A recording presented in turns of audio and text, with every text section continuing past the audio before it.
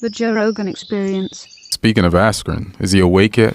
He's awake. Yeah. Awake How's and he talking. doing? He handled it like a champion. Oh, good. Yeah, he went on Ariel Helwani's show and talked about it and just said, yeah, it sucks. The guy's a douchebag. You know, like, he just sucks losing to him. I don't like him. He said, he just, what can he do? He's Right. like, he's not going to read the comments. He's a smart guy. Yeah. He's a very smart guy. But he took it like a man. To be able to go and do an interview right after you get knocked out like that is very admirable.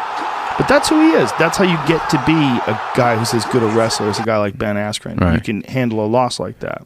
What do you think of I can't pronounce the guy's name who beat him. Jorge Masvidal. What he said after the fight. He said he would smack him if he saw him at Whole Foods. Yeah, I think it's just a little too much. You won. I don't know their history. The history is rough. Excuse me.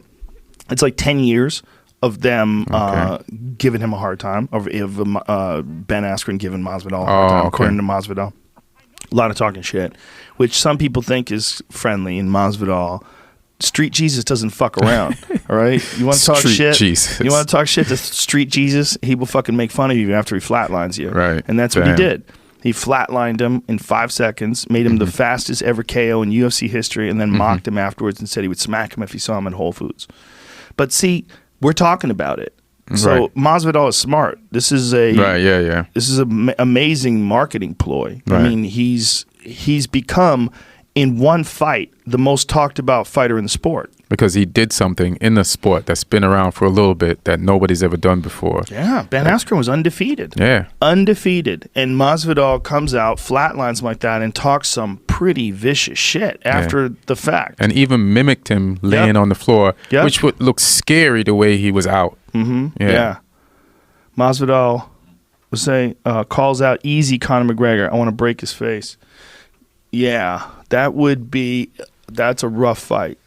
That's a rough fight for Conor. Masvidal is a big fella too. I mean, he really belongs at 170. That's where he's fighting.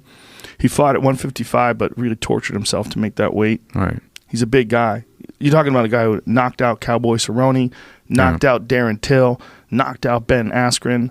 I mean, he's knocking out big welterweights. Big. Darren Till's a big welterweight. He's big. Yeah. He's not a guy coming up from 155 pounds. He's never making 155 pounds. What's Khabib's weight? 55. 155, sorry. Yeah, so he's one weight class heavier, and he's really running into, like, the last few fights. He's coming into his own. He's like really becoming something special. He had a real close decision loss to Wonder Boy. I wish I could remember how that fight went down. I just think it was a decision. I don't know if it was a split decision or unanimous decision, but I think it was just Wonder Boy outpointed him. I don't think there was any knockdowns or anything. That was Masvidal? Yeah, it was Masvidal. But Wonder Boy is a particularly difficult guy to fight, and especially for 3 rounds.